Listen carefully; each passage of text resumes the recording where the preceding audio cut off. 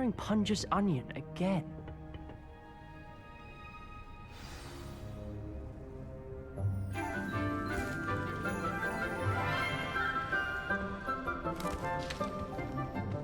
Good morning, Professor Garlick. How wonderful it is to see you again, Lenora dear. Oh, here. You'll need these for today's class. A little treat for your auntie. Ah, hello. Class, please welcome the newest rose in our garden. We do look forward to growing together. How thrilling it is to have everyone back together again. This year will be filled with enchantment and excitement, but the most important thing cultivated in herbology is knowledge. The prudent herbologist is no more afraid of the venomous tentacula than the bouncing bulb. Now then, today we will be acquainting ourselves with the mellifluous tuber known as the mandrake root. Accio. Let's see if we can't make our fibrous friends a bit more comfortable, shall we? First, let's protect our ears.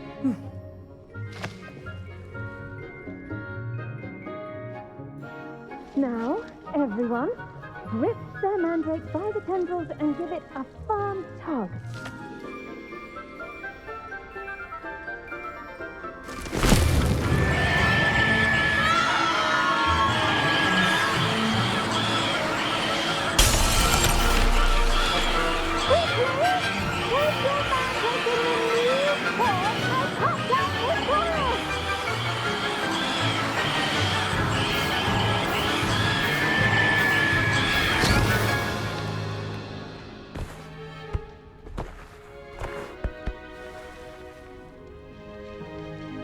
The soil should envelop the root like a warm, dirty blanket, putting the mandrake right at ease.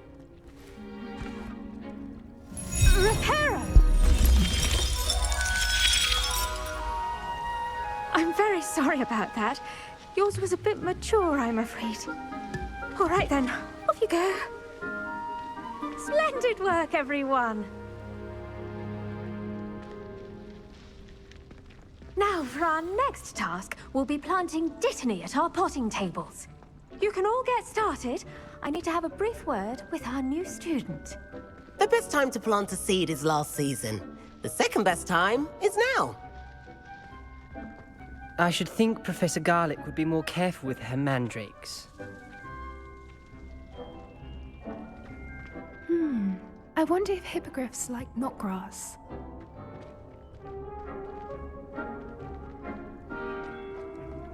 I do wonder about Professor Fig. He's hardly ever in his classroom. Most strange.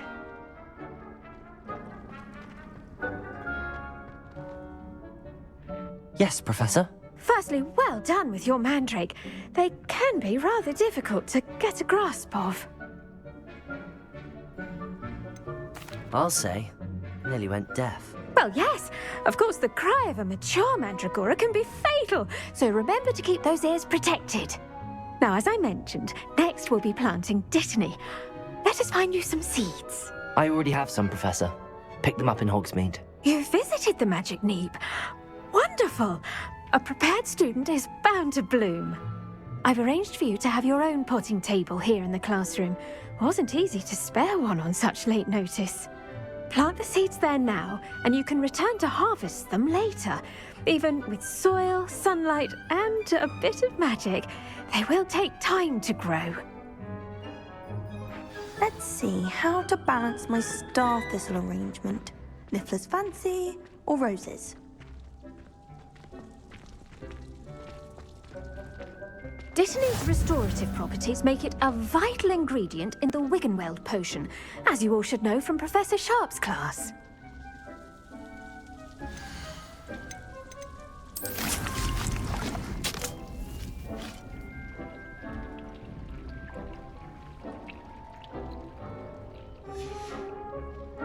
Well done!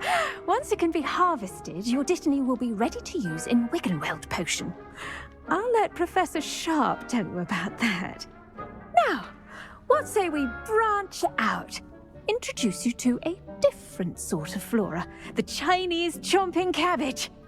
You'll find that some plants are better suited to uses outside of a cauldron. The cabbages do get testy without something to chew. Fortunately, I have a dummy for them to gnaw on. Be a dear and let them have a good chomping. Yes, Professor. They're in the other greenhouse. It's just at the end of the footbridge leading out of this room. Your classmate, Mr. Pruitt, has kindly offered to accompany you. Come back and see me when you're finished. Oh, and mind your fingers. They do bite.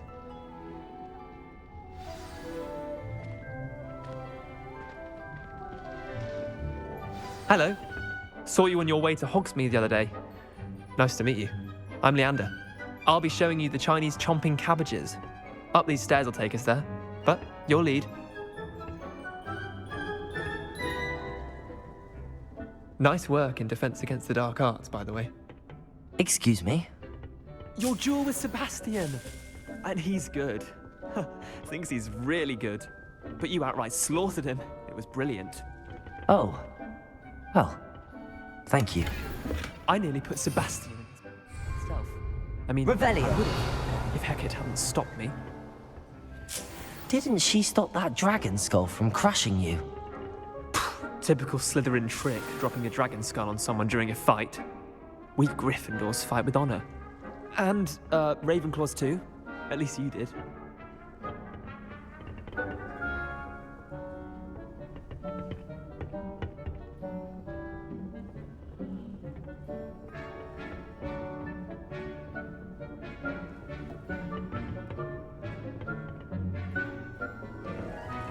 Revelio.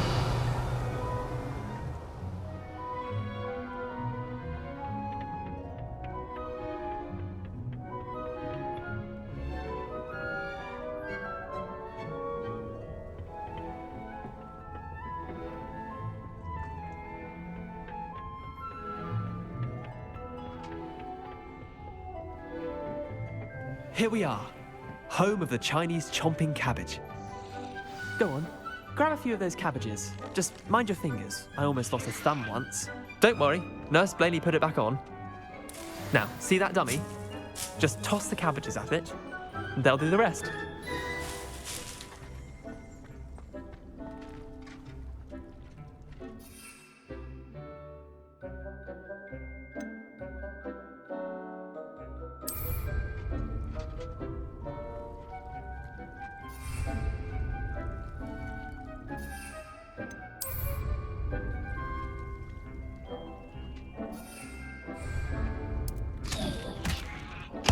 Look at that! They'll chomp on anything they can get their mouths on. Mum planted some in her garden last year to keep the gnomes out. Did save her the de-gnoming, but they left her honking daffodils in tatters. Vicious little bastards, aren't they? My kind of plants. Not like stupid booba tubers and bouncing bulbs. The kind of plants that'd have your back in a fight. Not saying you can't go it alone, but, well, imagine that wasn't a dummy. Just because those cabbages will chomp on a dummy doesn't mean they do the same on, say, a goblin. It's chaos out there. Trolls in Hogsmeade and such. You can't be above throwing a cruciferous vegetable if necessary. Dogweed and deathcap has more of them, if you're keen. Other plants too. Ones your parents wouldn't plant in the garden. You get the idea. Anyway, we probably ought to head back to class. Take your time. I'll see you back in class.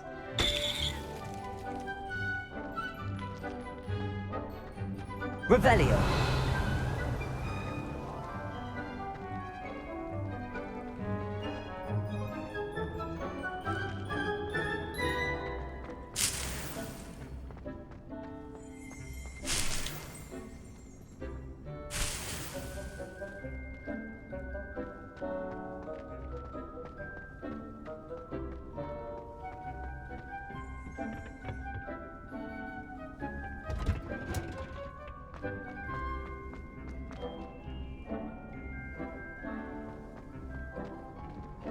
How nice to see you, my young friend.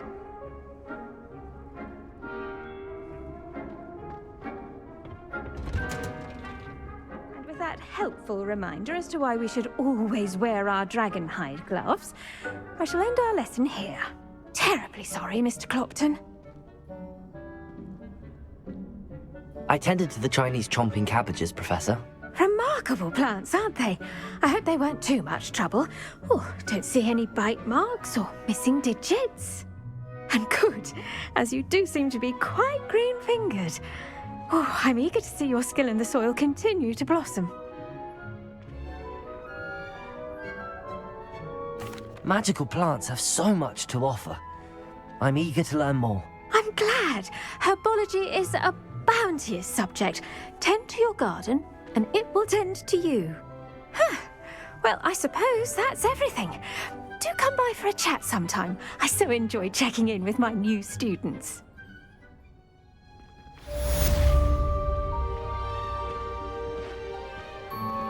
Those mandrakes are really relishing their new pots. Only cost me my damned hearing. To make anything grow, we must first understand it. That goes for plants as well as friendships. Kindness and concern are as necessary in the... Did you know that you can use the mandrake to defend yourself? Why, the very idea.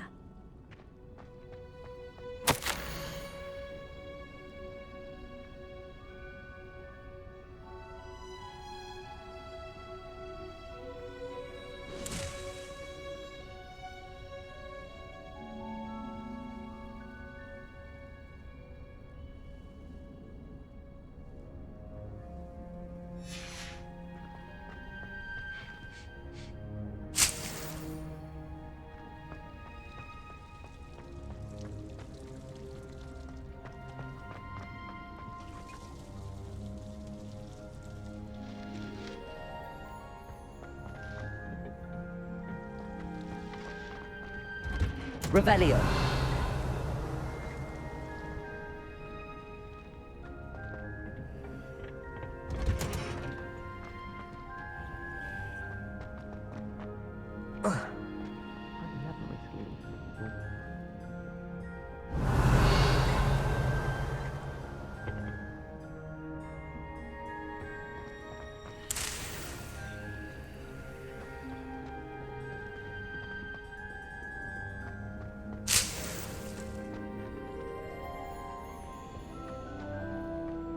I've been collecting.